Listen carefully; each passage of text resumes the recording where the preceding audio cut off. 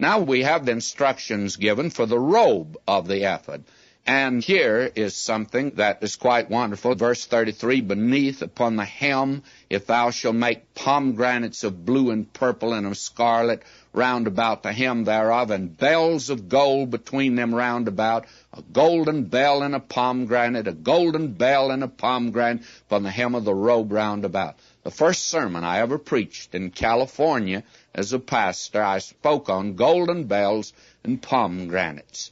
And I told the folk I didn't know what a pomegranate was, and they grow them here in Southern California. When I made that statement, by 9 o'clock that evening, I had at least 20 bushels of pomegranates on my back porch. I know what they are now. The pomegranate speaks of fruit, and the bell speaks of witness.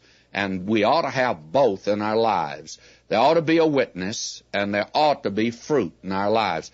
And friends, you ought not to give out tracts unless you're making the right kind of tracts in this world. There are too many people today that want to witness that don't have a life to back it up.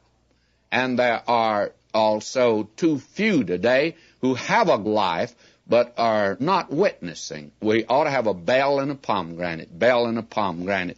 I wish I could talk more about that, but I cannot. Then you have the holy crown.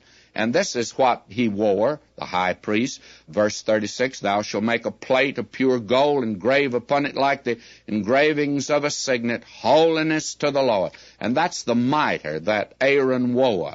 And that, of course, speaks of the fact that here is a man set aside for God. We ought to have the helmet today of salvation. That plume should be out on the helmet of salvation. That is our testimony. And then his ordinary garments are given here. We are told, thou shalt embroider the coat of fine linen, thou shalt make the mitre fine linen, and so on.